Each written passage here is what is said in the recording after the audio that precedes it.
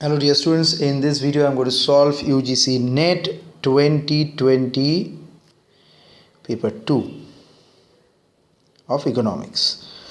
I am going to make all these 100 solutions in different sets of videos. Okay, तो चलिए start करते हैं. पहला जो सवाल है the law of equilibrium of marginal utility states. तो पहले मार्जिनल यूटिलिटी क्या है?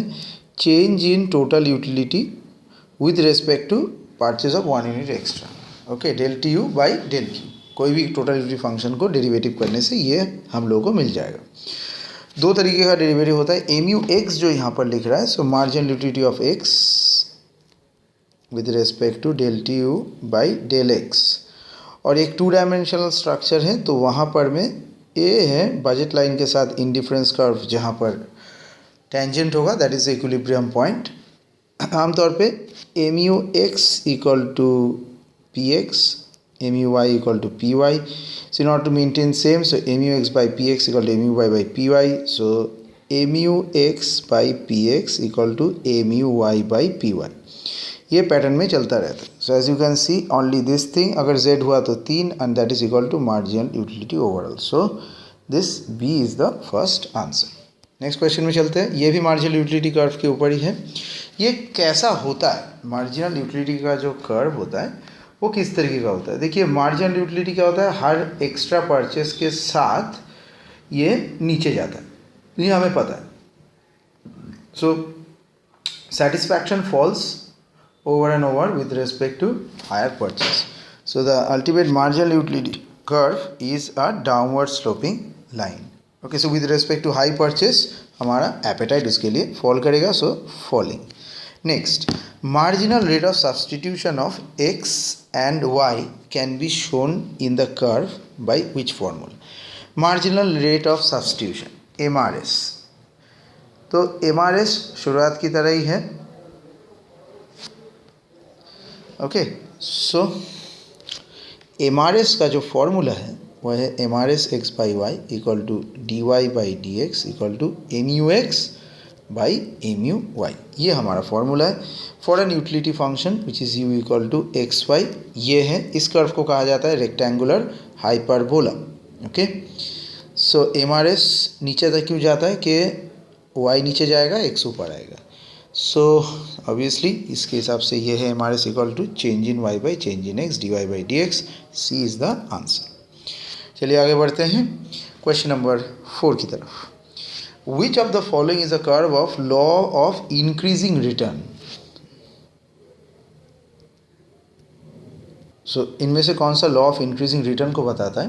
तो ध्यान से देखिए, यहाँ पर कुछ ऑप्शन दिए हुए. पहला तो है लॉ ऑफ इंक्रीजिंग रिटर्न के लिए हमें मार्जिनल प्रोडक्ट और एवरेज प्रोडक्ट दोनों चाहिए, क्योंकि ये प्रोडक्शन का दोनों स्ट्रक्चर को बताता है. And this is the only segment where marginal product is greater than average product, तभी तो रिटर्न इंक्रीज करेगा. अगर जो एक्स्ट्रा यूनिट हमें काम करने से मिल रहा है, जो एक्स्ट्रा फ़ायदा मिल रहा है, क्या वो एवरेज से ज़्यादा है, तभी हम लोग काम करेंगे उस प्रोजेक्ट में. अगर मान लीजिए marginal value is always greater than average, then only this happens. और ये सिर्फ यहाँ पर है, तो 4 का आंसर है सी. ओके, प्रोडक्शन एंड लेबर का इस डायग्राम के थ्रू हम लोग काफ़ी आसानी से बोल सकते हैं. Next, the law of diminishing returns. Law of diminishing return क्या है? ज़्यादा लेने पर return will fall. Okay, is merely a matter of logical necessity, but the law of increasing return is a matter of empirical fact. ये statement दिया किसने था? Direct question है. ये दिया था जोन रॉबिन्सन ने. Okay, the fact about returns बोल के किताब में इन्होंने ये पहली बार मेंशन किया था. यहाँ पर यूजीसी नेट में बहुत सारे क्वेश्चंस ऐसे आपको मिलेंगे जहाँ पर there will be direct questions on these types, on scientist name who have given this theory. A perfectly competitive firm जो हमेशा मेंटेन करता है P equal to M C always expands output तभी तक ही करेगा जब तक, देखते क्या है, rising marginal cost is less than price. बिल्कुल नहीं, क्योंकि इन लोगों का तभी होता है. So this is associated with P equal to M C equal to M R equal to A R equal to A C. ये मेंटेन करता है. Rising marginal cost is less than no, क्योंकि ये इक्वल होता है. Rising marginal cost is average cost, no. ये सारे equal होते हैं. So none of the above. ऐसे कोई भी केसेस में जो दिए हुए हैं तो फर्म एक्सपैंड नहीं करेगा. 7 में चलते हैं. Which of the following is best defines the price discrimination. Price discrimination वैसे 3 तरीके का होता है, 3 types, type 1, type 2, type 3. Monopolist करता है मार्केट वाइज, एरिया वाइज और क्वांटिटी वाइज. ओके, तो यहाँ पर 7 नंबर में क्या है,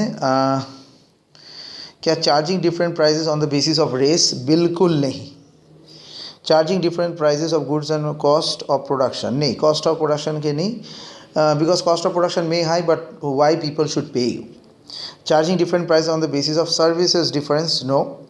selling a different product of different quantity and cost per unit to a different prices to different buyer. हाँ, कि आप ज़्यादा यूनिट खरीदेंगे, 1 यूनिट के लिए आपका दाम 10 रुपये है.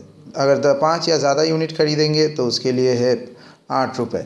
10 से ज़्यादा खरीदेंगे तो 7 रुपये. बस यही मिनिमम डिस्काउंट हो सकता है. सो 7 का आंसर है D. Next, in all forms of imperfect competition. Imperfect competition मतलब हो गया डुओपोली, मोनोपोली, ये oligopoly. The average revenue curve facing the individual slopes. देखिए, ये जो एवरेज रेवेन्यू कर्व है यहाँ पर है. सो एवरेज रेवेन्यू कर्व जो है that is total revenue by quantity. So under these circumstances ये एवरेज रेवेन्यू अपवर्ड स्लोपिंग एक स्ट्रक्चर की तरह जाता है. This is the average revenue curve. क्योंकि तभी ये लोग ज़्यादा सेल कर पाएंगे with respect to quantity if the revenue enhances. तो यहाँ पर होगा दिस स्लोप्स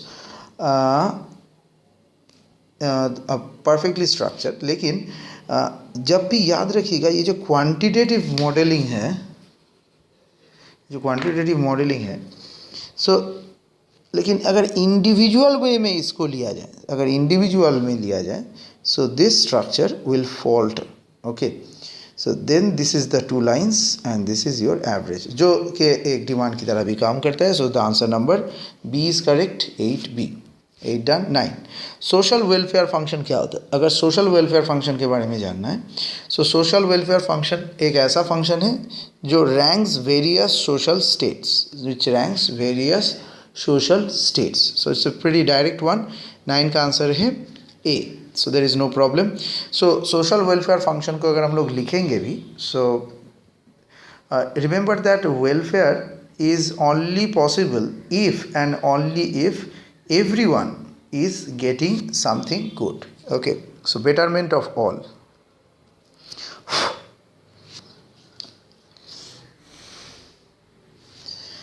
नॉर्मलाइज्ड सिचुएशन में सोशल वेलफेयर फंक्शन काफ़ी अच्छे से काम करता है. अगर हम लोग ये एक फंक्शन मतलब ना एफ एक्स के एक वैल्यू डाल देंगे, so but which expresses the situation where irrespective of the other circumstances how the society will grow. The economics is what economists do. So economics जो है वो जो करते हैं वही है economics. It is supported by whom? ये support किया था जेकब विनर ने. ओके, सो पहला 10 क्वेश्चन हो गया. नेक्स्ट वीडियो में 11 से स्टार्ट करेंगे. That's it for now. अगर कोई भी सवाल आपका है तो आप मुझे पूछ सकते हैं.